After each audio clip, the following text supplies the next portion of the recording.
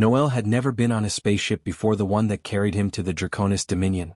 He had been on a cargo loader once, when he was 16, helping his father move cleaning supplies from one end of the spaceport to the other. That barely counted. This was different. This was a diplomatic vessel with polished floors and tall windows and seats that cost more than his mother's apartment back on Earth. He sat in the middle of all that expensive quiet and ate a cheese sandwich from his backpack because he had forgotten to eat breakfast and nobody had thought to offer him anything. That was fine. Noel was used to being forgotten. His name was Noel Hart. He was 32 years old. He was not tall or impressive. He had a plain face, short brown hair, and hands that were rough from years of carrying mops and heavy buckets. He had grown up in a small flat above a laundry shop in a city that most people drove through without stopping. His father, a man named Gerald, had worked the night shift at Earth's first public spaceport for 21 years.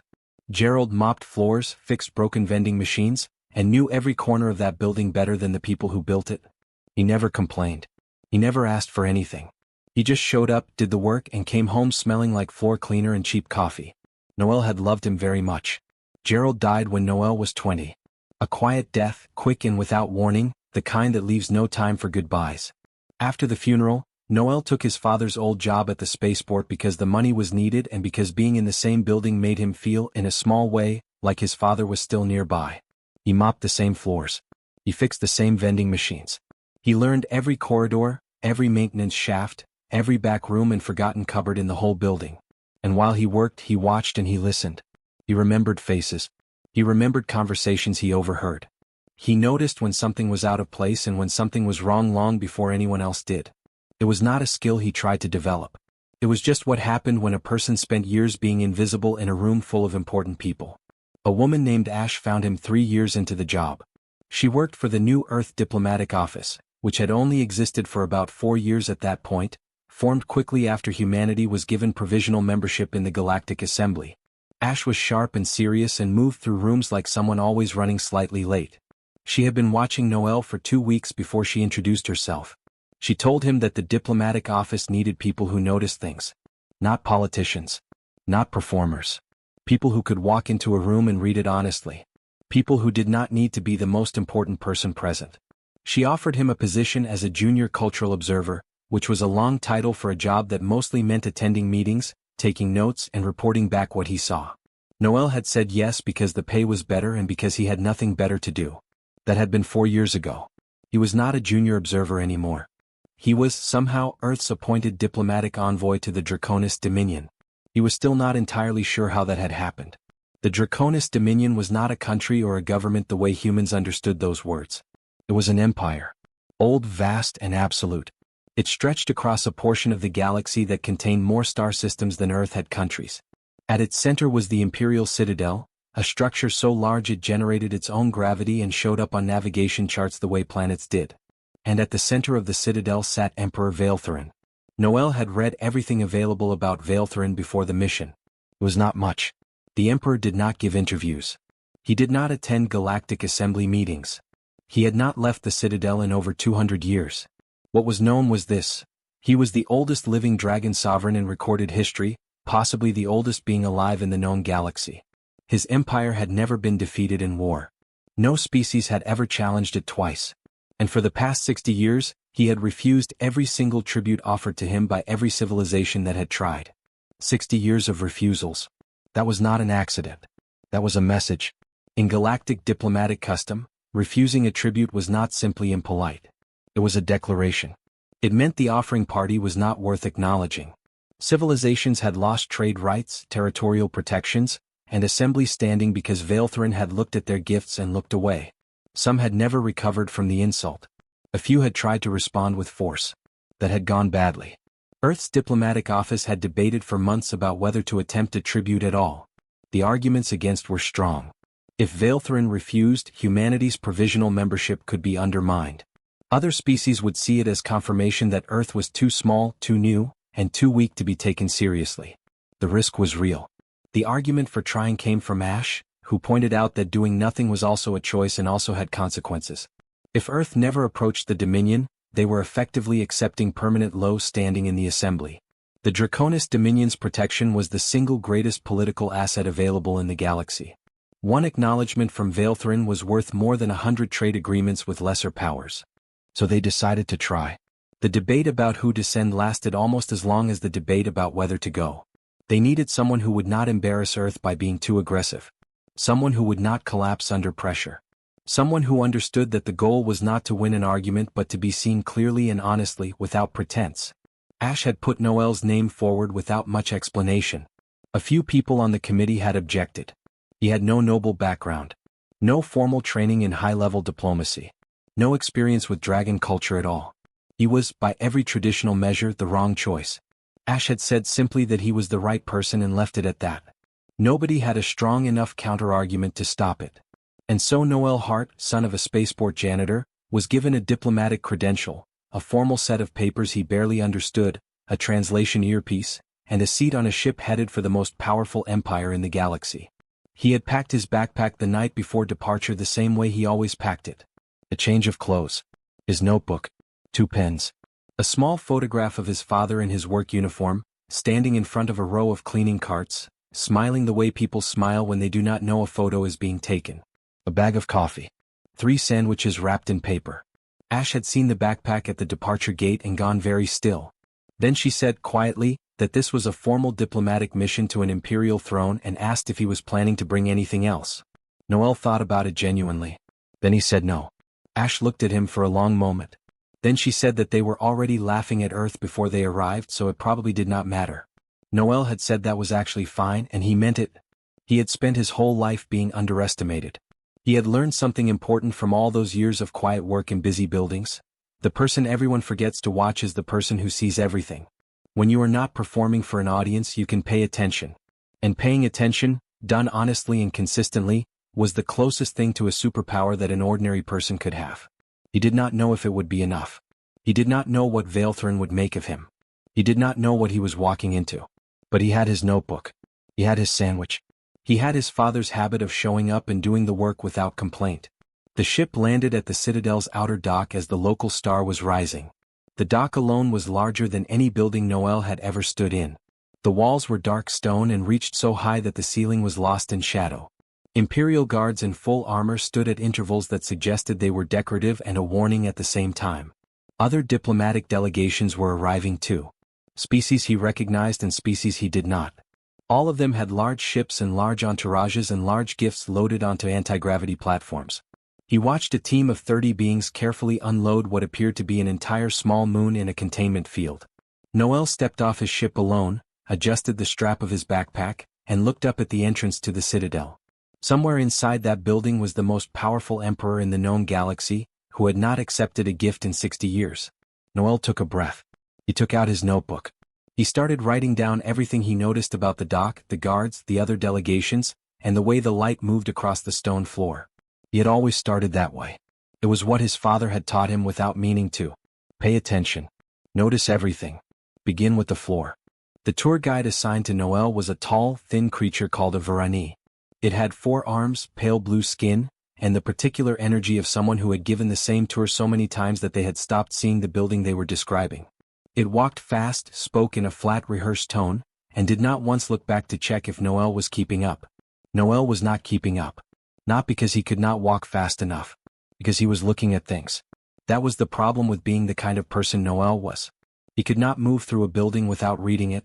It was not a choice. It was just how he was wired, built slowly over years of quiet work in places that most people pass through without a second glance. His eyes caught everything. A scuff on the floor. A door with no handle. A corridor that did not match the symmetry of the ones beside it.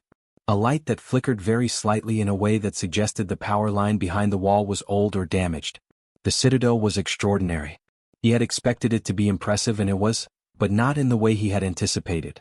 It was not impressive the way a museum was impressive, all display and surface beauty. It was impressive the way an old mountain was impressive. Heavy. Permanent. Built not to show off but to last. The stone walls were dark and smooth and had the particular quality of things that had been touched by millions of hands over thousands of years. The ceilings were so high they felt like sky. The corridors were wide enough to fit several large vehicles side by side, which made sense when you considered that the beings who built them were significantly larger than humans. The tour guide turned left at a junction and kept talking about the Eastern ceremonial galleries. Noel turned right. It was not a dramatic decision. He did not feel especially brave or reckless. He simply noticed as the guide turned, that the corridor to the right was different from every other corridor he had walked through that morning. The others had been clean, lit evenly, and carried the faint smell of something like polished stone and formal spaces. This corridor was also clean but in a different way. Cleaner. The kind of clean that came not from regular use but from deliberate emptying. And the lights were slightly dimmer, not broken, just turned down low, the way you turn down the lights in a room you want people to avoid without actually locking the door. In Noel's experience, rooms like that were always the most interesting ones. He walked down the corridor slowly, one hand resting lightly on the wall. His footsteps were quiet. Another habit from years of night shifts, moving through sleeping buildings without waking anyone. He passed 3 doors, all sealed. Then the corridor turned, and at the end of the new stretch was a single door that was not fully closed. A thin line of warm light came through the gap. He stopped outside it and listened. Nothing alarming. No voices. No movement. Just a faint, occasional sound he could not immediately identify. Dry and small, like someone dragging something light across stone. He pushed the door open slowly and looked inside. The room was large. Much larger than it appeared from the outside, which suggested the Citadel's internal geography did not follow the rules a human architect would apply. The ceiling was high and arched and the walls were lined, floor to ceiling, with shelves and platforms and hanging structures. And on every surface, stacked and stored and in some cases simply placed directly on the floor, were the refused tributes. Noel recognized some of them from the briefing documents he had read on the ship. The bottled supernova from the Alhari Confederation. The crystallized time fragment offered by the Solen Order. A gravity sphere from the Verith Collective that still pulsed faintly with its own slow rhythm. Things that had taken entire civilizations years to produce and that had been carried across the galaxy with enormous ceremony and placed here, in this room, in the dark, where no one came. It was not a storage room. It was something closer to a graveyard. Noel stood in the doorway and looked at all of it for a moment. Then he looked lower because something had moved near the floor on the far side of the room. Sitting on the stone floor, surrounded by forgotten wonders worth more than planets, was a small dragon. Small was relative, of course. It was easily twice Noel's height when sitting upright, with a long tail that curved around its body like a sleeping cat's. Its scales were gray, not the deep polished black of the Emperor's portraits, but a softer, flatter gray, like river stone on a cloudy day. Its wings were folded close against its back, and they had the slightly unfinished look of wings that had not yet grown into their full size. Its eyes, when it looked up, were amber. Wide and bright and startled in the way of someone who was not used to being found. It had been dragging a claw across the stone floor. Drawing something. A shape Noel could not make out from the doorway. They looked at each other. Neither spoke for a moment. Then the hatchling said, in a voice that was higher than Noel expected and carried a faint crackle at the edges, like the sound before a fire catches, "You are not supposed to be here." "Neither are you, I think," Noel said. The hatchling's eyes narrowed slightly. Not with anger. With the specific suspicion of a young creature that has learned to be careful. "I live here," it said. Noel looked around the room full of discarded tributes. "In here?" he said. "In the Citadel," the hatchling said, with a dignity that was slightly too large for its voice. "This is just where I come to be alone." Noel nodded like that was a completely reasonable answer because in his experience it was. He understood the need for a back room. A supply cupboard. A quiet corridor where no one came and you could simply exist without performing anything for anyone. "Can I sit down?" he asked. The hatchling looked at the floor around it, then back at Noel. "There are no chairs." "That's fine," Noel said, and sat down on the stone floor with his back against a shelf. The cold came through his clothing immediately. The floor was very hard. He did not comment on either of these things. The hatchling watched him settle with an expression that moved slowly from suspicion toward something less certain. It was not used to visitors who sat on the floor. It was not used to visitors at all, Noel suspected. "What are you drawing?" Noel asked.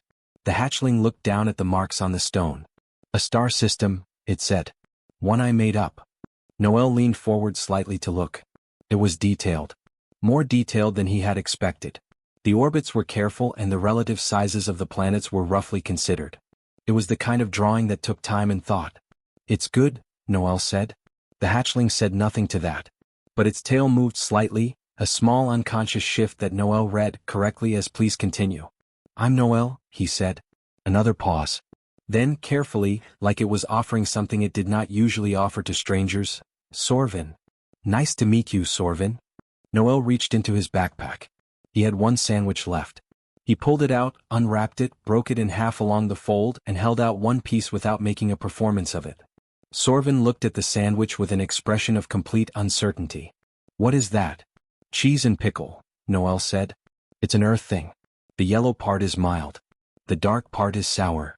Sorvin looked at the half sandwich for another moment.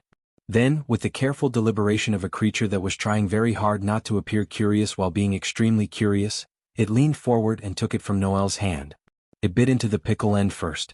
Its whole face changed. Eyes wide. A sharp intake of breath. Its tail flicked involuntarily against the floor with a sound like a rope snapping. And then it laughed. It was not the laugh Noel might have expected from a dragon. It was not deep or powerful. It was bright and sudden and surprised, like laughter that had been caught off guard. It sounded like dry wood catching fire, like the first crackle of a flame before it settles into burning, and it filled that cold dark room full of forgotten things and made it, briefly, feel completely different. Sorvin put one claw over its mouth, looked at Noel, then laughed again, quieter this time but still real. It is very sour, it said. Yeah, Noel said, eating his own half. It gets you every time. They sat together on the cold stone floor for a long time after that. Sorvin finished the sandwich. Noel asked about the invented star system. Sorvin explained it in more detail than Noel had asked for, which was the best possible sign, because it meant he had stopped being careful and started simply talking. Outside, somewhere deep in the citadel, the tour guide had probably noticed by now that the human was missing. Neither of them mentioned it. The Grand Tribute Hall was the largest single room Noel had ever stood in. He had been inside big spaces before. The main terminal at Earth's central spaceport could fit several thousand people comfortably. The galactic assembly chamber on the neutral station had ceilings that disappeared into engineered cloud. But this was different. This room did not feel large the way those places felt large. It felt large the way open sky felt large. Like the space itself had weight. Like the air inside it was older than most civilizations and knew it. The walls were black stone, the same dark material as the rest of the citadel, but here they had been carved from floor to ceiling with shapes and symbols that Noel's translation earpiece could not read. Not because the language was unknown but because, according to the small note the earpiece gave him, the carvings were not language. They were names. Every species that had ever stood in this room and offered something to the Draconis Dominion. Thousands of names. Some of them, the earpiece told him quietly, belonged to civilizations that no longer existed. The tiered galleries on either side of the central floor were full. Noel had been told to expect a large audience. He had not been told to expect this. There were beings he recognized from his briefing documents and beings he had never seen described anywhere. There were species that communicated through light and species that moved in groups so coordinated they appeared to be one organism. There were old galactic powers in formal dress that probably cost more than most buildings on Earth, and there were smaller delegations from newer members who, like humanity, were still trying to understand what they had joined. All of them had come to watch the tributes. Some came every cycle out of tradition. Some came because they had their own tributes to present and wanted to observe what others did. Some came, Noel suspected, simply because watching a long line of civilizations be quietly dismissed by an ancient emperor was, in its own strange way, a form of entertainment. The throne at the far end of the hall was not ornate. That had surprised him when he first saw it from a distance during the morning preparation. He had expected gold and carved stone and the kind of excessive decoration that powerful rulers often used to remind everyone in the room of their power. Instead, the throne was plain. A single piece of dark stone, wide and deep, shaped simply to accommodate something very large. Its plainness was more intimidating than any decoration would have been. It said, quietly and clearly, that the being who sat in it did not need to prove anything to anyone. Vailthrin sat in it the way mountains sat on land. So, permanent. Occupying space in a way that suggested the space had always belonged to him and always would. He was enormous. Even seated, he was taller than most of the standing delegations. His scales were black so deep they looked like cutout shapes against the air, edges catching the hall's light in thin lines of dark blue and green. His eyes were pale gold, and they moved across the room with a slowness that was not disinterest but the particular patience of something that had seen everything before and was still, out of some ancient habit, watching. The ceremony had been going for 2 hours before Noel's name was called. He had watched from his assigned position at the side of the floor, notebook open, writing down everything he observed. Each delegation approached the central platform in turn. Each one presented their tribute with ceremony and formality. Several had prepared speeches. One had prepared a performance. The tributes themselves were genuinely extraordinary. A contained star, still burning, held in a field no larger than a dining table. A device that, when activated, briefly made the gravity in the immediate area disappear. A living creature from a planet so remote that no one in the hall had ever seen its species before, calm and enormous and somehow deeply beautiful. Vaelthrin looked at each one. Each time, after a pause that lasted just long enough to confirm he had registered the gift, he raised one claw slightly from the arm of the throne. A small gesture. Almost casual. But the meaning was understood immediately by everyone present. No. Dismissed. Next. Each refusal landed on the presenting delegation like a physical thing. Noel watched their reactions carefully. Some kept their composure with visible effort. Some did not keep it at all. One delegation's senior representative stood frozen at the platform for several seconds after the dismissal, apparently unable to process what had just happened. They had to be guided away by their own team. After 2 hours of this, the hall had the specific atmosphere of a place where something bad kept happening and everyone was waiting for it to happen again. Then the announcer called Earth. The laughter started quietly. It moved through the galleries in a wave, starting at the back and rolling forward, the way a wind moves through grass. It was not cruel laughter exactly. It was the laughter of an audience that had been watching extraordinary civilizations fail for 2 hours and had just been told that a species that had been a provisional member for 4 years and had sent one man with a backpack was next. Noel stood up. He straightened his jacket. He picked up his notebook. He adjusted the strap of his backpack. And then he became aware of a presence beside him. He looked to his left. Sorvin was standing there. Noel had not seen him arrive. He did not know how long the hatchling had been waiting. Sorvin's gray scales caught the hall's light softly. His amber eyes were looking straight ahead at the throne, at his father, with an expression that Noel could not fully read. It was not fear. It was something more complicated than fear.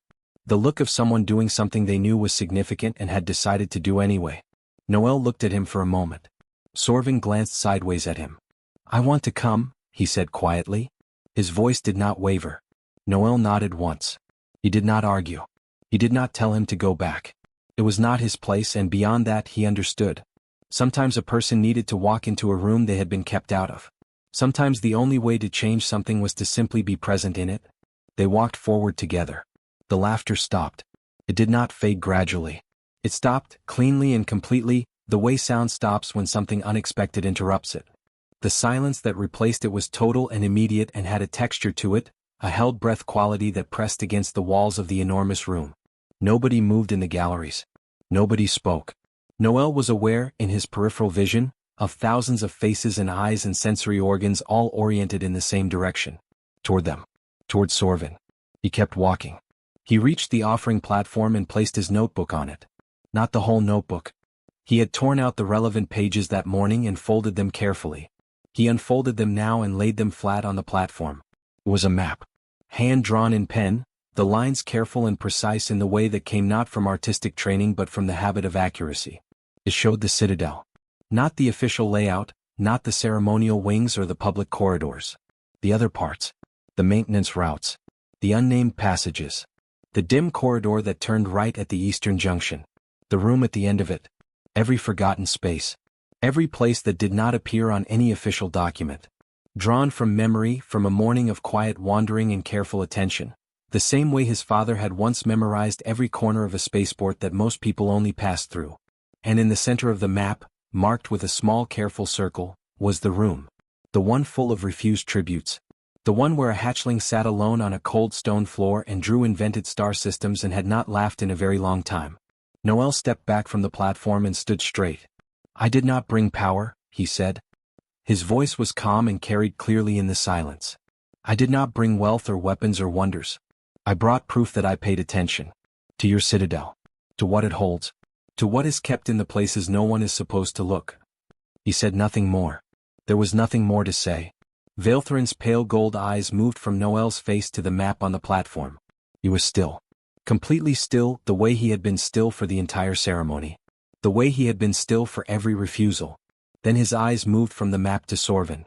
Sorvin stood at Noel's side and did not look away from his father. His tail was very still. His wings were folded tight against his back. He was the smallest being on the floor of that hall by a significant measure. He looked, Noel thought, exactly like what he was. A young creature who had been alone for a long time, standing in a room full of strangers, deciding that it was worth it anyway. Something moved across Vaeltheron's face. It was not a large movement. It was not dramatic. It was the kind of change that only happened in the very deep muscles around very old eyes, the kind of change that a person could easily miss if they were not paying close attention. Noel was always paying close attention. The Emperor's claw did not rise from the arm of the throne. The silence in the hall stretched on. 5 seconds. 10. 20. No dismissal came. In 60 years, through hundreds of tributes from the most powerful civilizations in the known galaxy, Vaeltheron had never once failed to raise that claw. He did not raise it now. The summons came 2 hours after the ceremony ended. It arrived not through the official diplomatic channels, not through the assembly coordinator or the Imperial Administrative Office. It came through a single guard who appeared at the door of the small waiting room where Noel had been sitting alone since being quietly escorted off the tribute floor. The guard was large, armored in the dark plating of the Imperial household, and said exactly 4 words. "The Emperor wants you." Noel closed his notebook. He picked up his backpack. He stood up and followed. Ash had found him briefly after the ceremony, pushing through a crowd of stunned and murmuring delegations to reach him. She had grabbed his arm and looked at his face with an expression that was somewhere between amazement and complete panic. She had started to say something, stopped, started again, and finally managed to ask what exactly had happened on that floor. Noel had told her honestly that he was not entirely sure yet. She had told him that the entire assembly was in an uproar, that the Vareth Collective's senior diplomat had reportedly walked into a wall while watching Sorvin cross the floor, and that 17 different delegations had already attempted to file formal queries about what Earth's non-dismissal meant politically. Then the guard had appeared and Ash had gone very quiet and stepped back and looked at Noel with the particular expression of someone watching a person walk toward something that could go very well or very badly and being unable to do anything about it either way. Noel gave her a small nod and went. The walk through the citadel took longer than he expected. The guard did not take him through any of the main corridors. They moved through narrower passages, older parts of the building where the stone was darker and the ceilings lower and the air had a different quality, cooler and heavier, like the air in a very deep library. They passed no one. The citadel, which had felt busy and full during the day, felt completely empty in these parts. Just stone and old light and the sound of 2 sets of footsteps, one silent and armored, one quiet out of long habit. Noel noticed everything as he always did. He added 2 new corridors to his mental map. He noted a section of wall where the stone was a slightly different color, suggesting a repair done at some point in the distant past. He observed that the lights in this part of the building were warmer in tone than the rest, more amber than white, which either meant the system was older or someone had chosen it deliberately. He thought about that second possibility and found it, for some reason, quietly sad. The guard stopped at a door. Unlike most doors in the citadel, this one was not sealed electronically. It was simply closed. The guard did not knock. He simply stopped, gestured toward the door with one armored hand, and stepped back to the side of the corridor. Noel understood. He pushed the door open himself and walked in. The room was not what he expected. He had imagined something throne-like. Something designed to make a visitor feel small. High ceilings, imposing furniture, the deliberate architecture of power. Instead, the room was almost plain. Large, yes, everything in the citadel was large by human scale, but not decorated in any elaborate way. The walls were bare stone. There was a wide, low platform along one wall that functioned, he realized, as something like a resting place. There were no chairs, no table, nothing built for a species of his size. And in the center of the room, standing with his back partially turned and his eyes on something Noel could not see, was Vaeltheron. Up close, without the distance of the ceremony hall and the crowd and the platform between them, the Emperor was something else entirely. Not more frightening exactly, though frightening was still a reasonable word.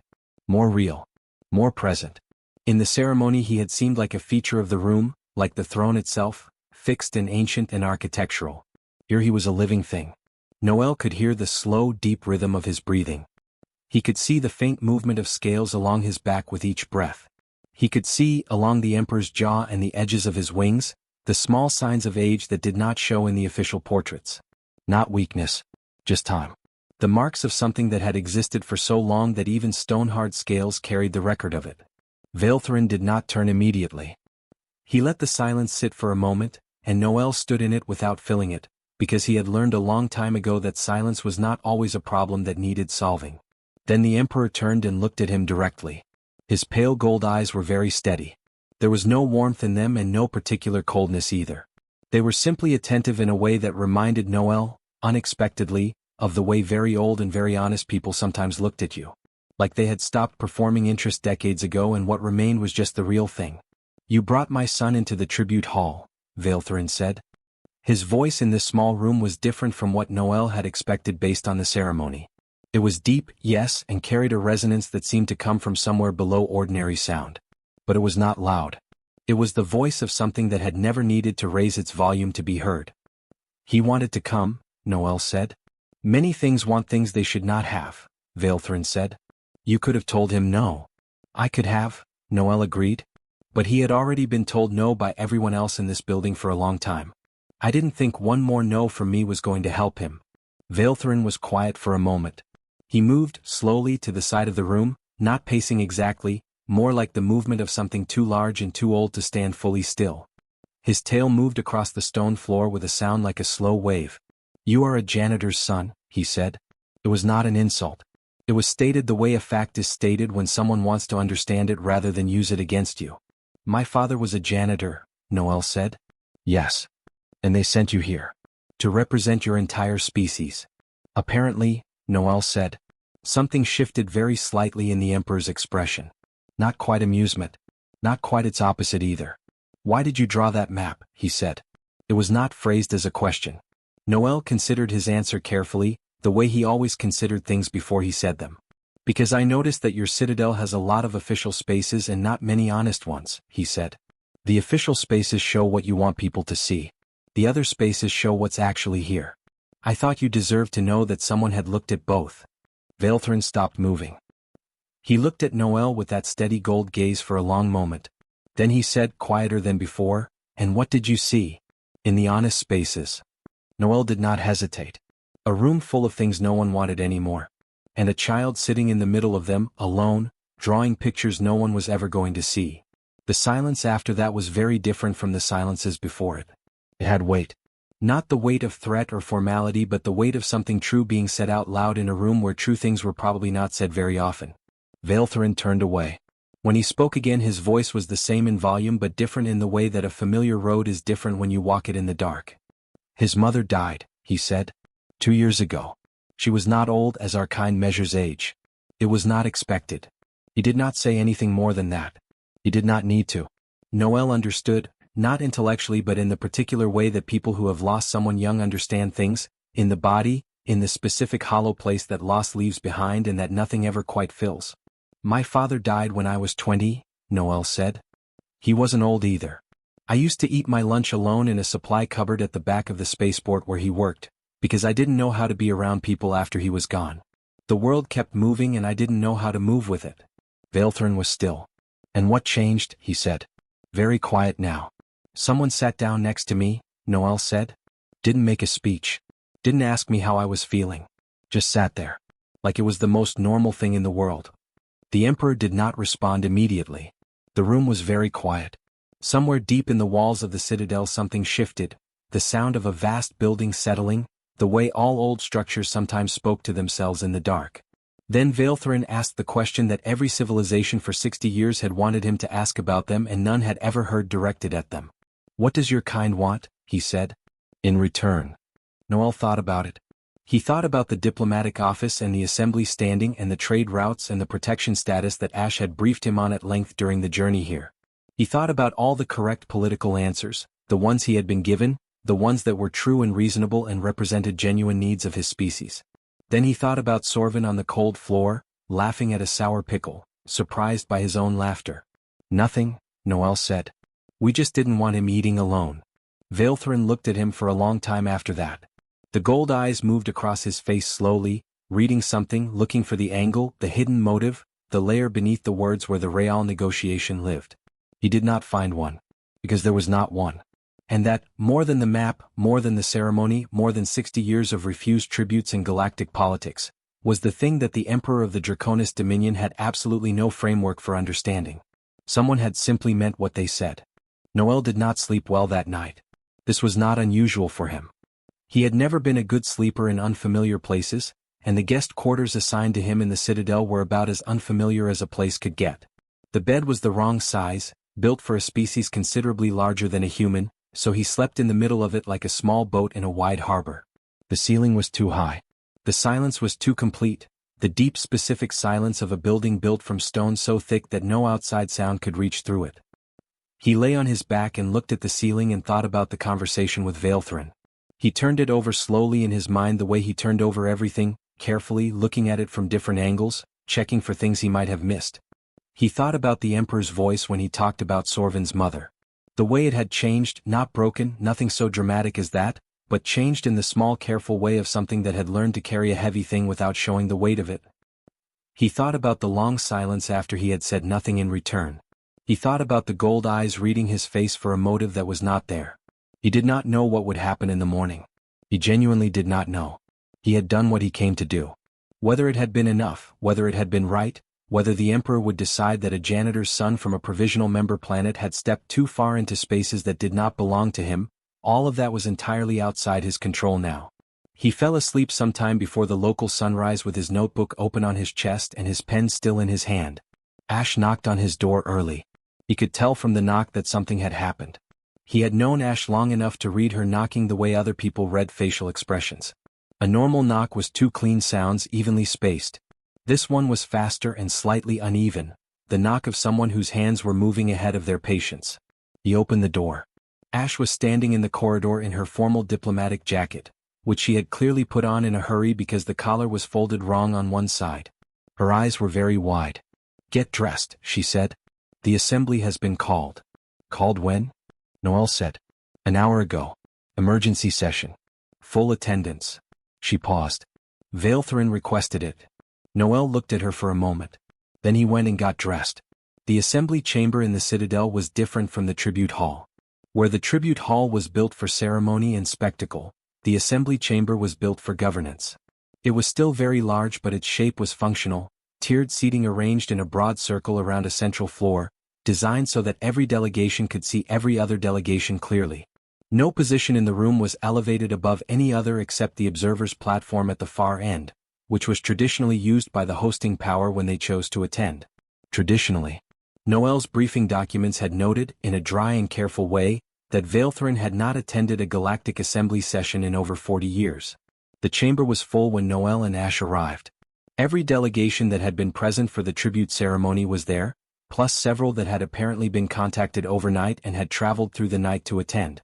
The noise level when they entered was high, the particular noise of many different species all talking urgently in many different languages, and Noel's translation earpiece, designed to handle up to 12 simultaneous inputs, was clearly struggling. Ash guided them to Earth's assigned section, a modest block of 4 seats near the outer ring, the position given to provisional members, far from the central floor and partially obscured by a support column. It had always struck Noel as the architectural equivalent of being told to stand at the back. He sat down. He put his backpack under his seat. He took out his notebook. The noise in the chamber dropped suddenly and sharply, the way noise always dropped when something significant entered a room. Vaelthrin came through the main floor entrance. He did not come with ceremony. No announcement, no processional, no formal guard beyond 2 household soldiers who walked at a distance that suggested they were present out of protocol rather than necessity. He walked across the central floor at a pace that was neither hurried nor slow and took his position on the observer's platform with the ease of something that had never needed to announce its own importance. The chamber was completely silent by the time he turned to face the assembly. He looked across the room for a moment. His pale gold eyes moved without hurry.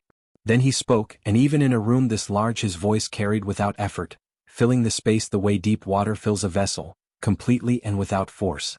The Draconis Dominion recognizes the planet Earth and its people as a protected civilization under full Imperial Covenant, he said.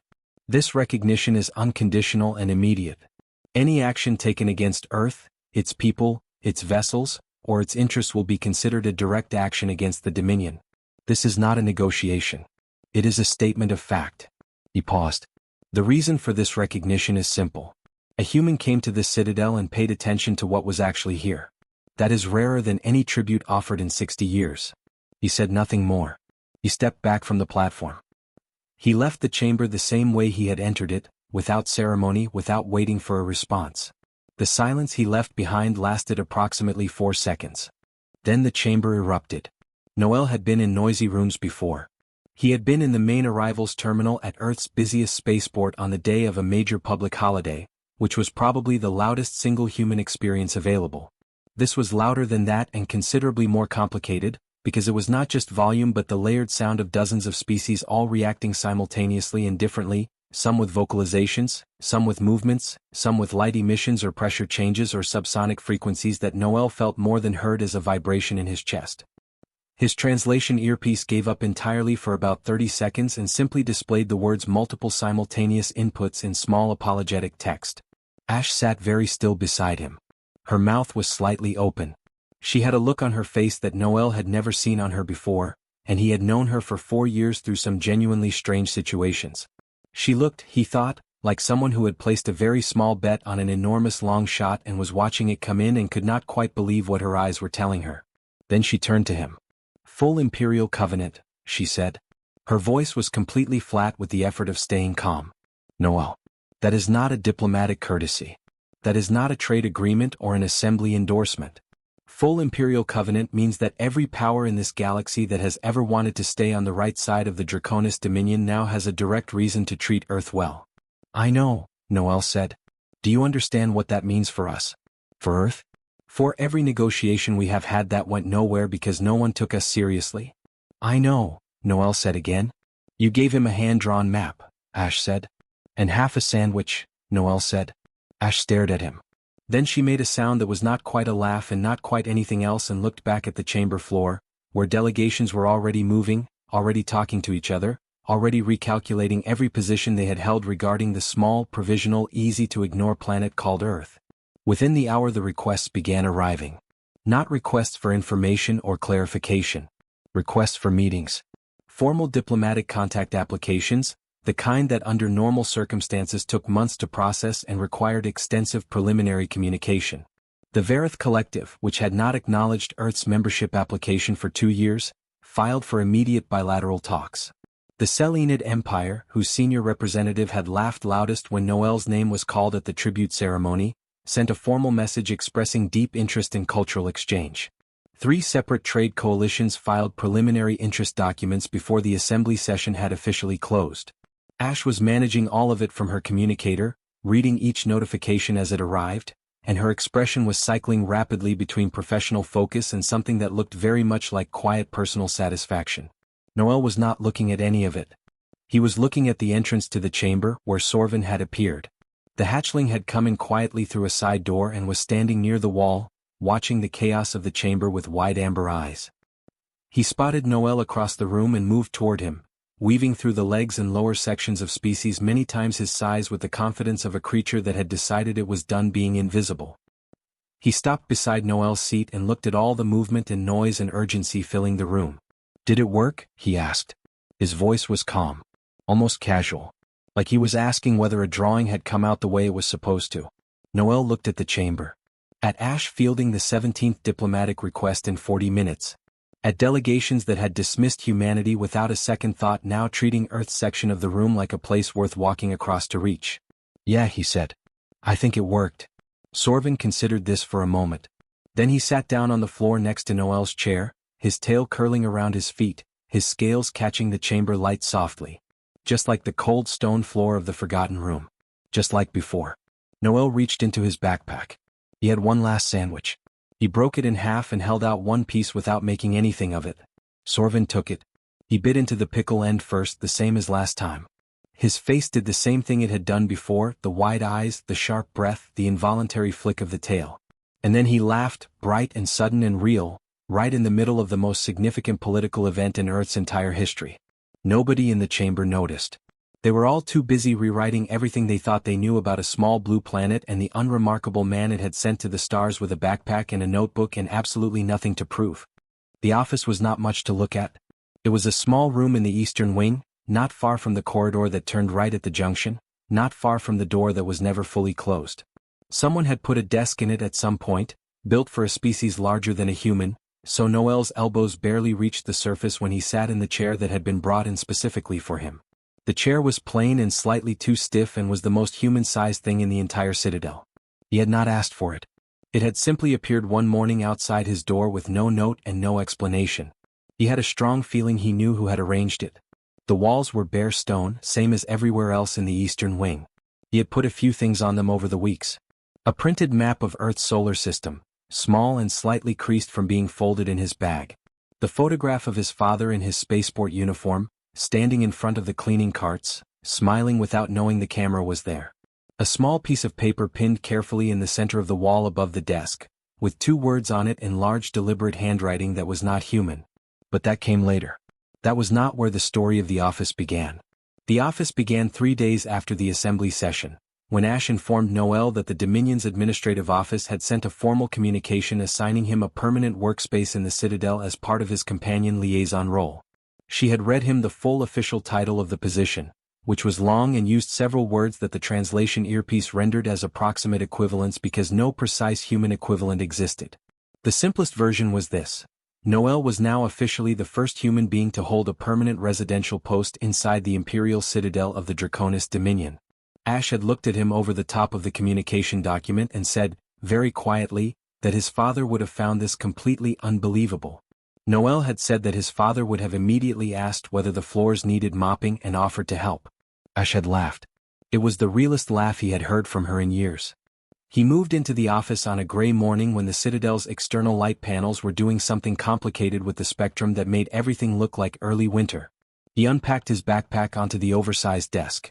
Notebook, pens, the photograph, the coffee, of which he had brought 3 extra bags from the ship's supplies because he had a strong suspicion that the Draconis Dominion did not have a reliable source of decent ground coffee and he was not ready to face that problem without preparation. He had been sitting at the desk for approximately 20 minutes, writing notes and drinking his first cup, when the door opened and Sorvin walked in. He did not knock. He simply opened the door and walked in and looked around the room with the calm assessment of someone inspecting a space they intended to spend a lot of time in. He looked at the desk and the chair and the map on the wall. He looked at the coffee cup.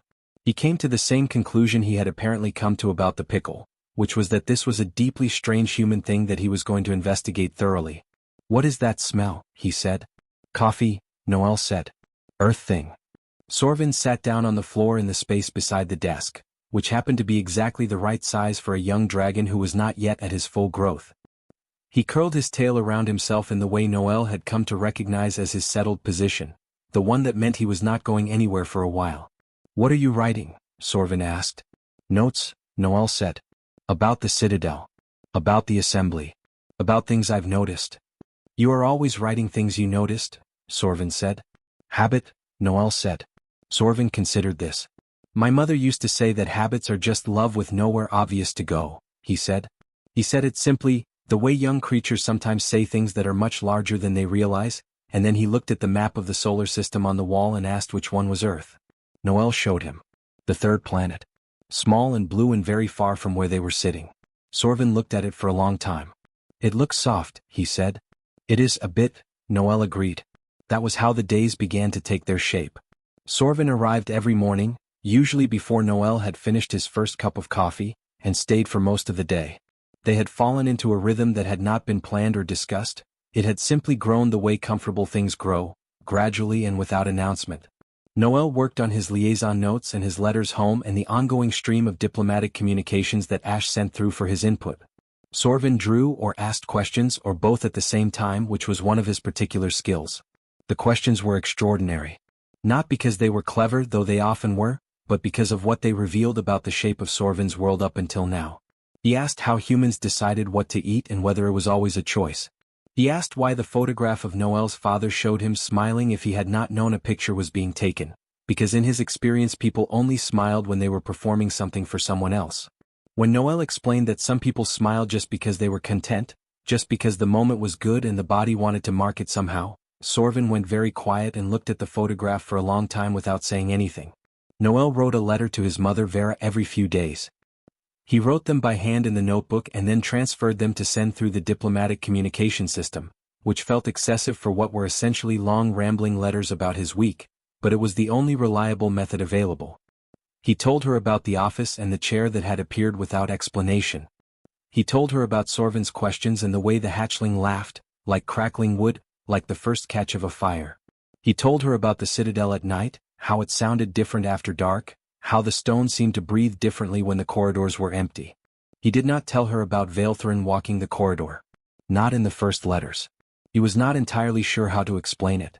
He had noticed it on the fourth night. He had been sitting at the desk late, finishing notes by the warm amber light, when he became aware of a sound in the corridor outside. Not footsteps exactly. More like the deep subtle vibration that came with something very large moving very slowly. He had learned by then to read the Citadel sounds the way he had once read the spaceports. Each movement had a particular quality, each presence had its own signature in the way the air and the stone carried sound. He recognized this one. He did not get up. He did not go to the door. He simply sat still and listened, the same way he had once sat still in a supply cupboard and let the world move around him without demanding anything from it. The presence in the corridor stopped outside his door for perhaps 2 minutes. He could hear, very faintly through the stone, the sound of Sorvin inside the room, because Sorvin had fallen asleep in his corner earlier that evening and Noel had not woken him. The sound of a young dragon sleeping was a low, warm, rhythmic sound, not quite a rumble, not quite breathing, somewhere between the two. Then the presence in the corridor moved on. Slowly. Without announcement. It happened every night after that. Noel never mentioned it to Sorvin. He never mentioned it to Ash. He simply noted it in his private notebook and let it be what it was, which was a father who did not know how to enter a room but could not stay away from the sound of his son sleeping safely inside it. 3 weeks into his time at the office, Sorvin arrived one morning carrying something carefully under one wing. He placed it on the desk in front of Noel without speaking first, which was unusual because Sorvin almost always spoke first. It was a drawing. Done in charcoal on a large flat piece of pale stone that had been smoothed on one side. The image showed a planet, round and rough at the edges the way charcoal always was, with the particular soft quality of something drawn slowly and with care. Beside the planet were 2 figures, one large and one small, standing next to each other. And between them, rendered in careful detail, more detail than anything else in the drawing, was a sandwich. The bread was cross-hatched to show texture. The filling was layered precisely. Even the pickle, small and dark, was distinct and deliberate. "It's for my father," Sorvin said. His voice was careful in the way it got when he was doing something that mattered to him. "I want to give it to him. But I don't know how." Noel looked at the drawing for a moment. Then he looked at Sorvin. "You just give it to him," he said. "You hand it to him and you don't make a big thing of it. The same way someone once handed you half a sandwich on a cold floor." Sorvin picked up the drawing. He looked at it once more. Then he left the office. Noel did not follow. He sat at his desk and drank his coffee and waited. He did not know exactly what happened in the corridor or the room or wherever it was that Sorvin found his father that evening. He was not there for it and did not need to be. Some things did not need a witness to be real. What he knew was this. Sorvin came back an hour later and sat in his corner and did not say anything for a while. But his tail was relaxed and his wings were loose against his back and the amber eyes, when they looked up at Noel, had a quality in them that had not been there 3 weeks ago. Something quieter. Something settled. "He kept it," Sorvin said simply. "I know he would," Noel said. The next morning Noel arrived at his office and found something on the door. Not slipped underneath, not left on the floor. Fixed to the door itself, pressed flat against the stone, held in place by some method he could not immediately identify. A piece of material, not paper, something thicker and darker, the color of the Emperor's scales. And on it, written in large and very deliberate strokes, in the old imperial script that the Citadel system translated automatically, were 2 words. "Thank you." No name. No title. No explanation. Noel stood in the corridor and looked at it for a long time. He thought about 60 years of refused gifts. He thought about a room full of discarded wonders gathering dust in the dark. He thought about a hatchling laughing at a sour pickle, surprised by his own joy. He thought about his father mopping floors at 5 in the morning and coming home with clean hands and a quiet smile. He thought about what Sorvin had said without knowing how much it mattered. Habits are just love with nowhere obvious to go.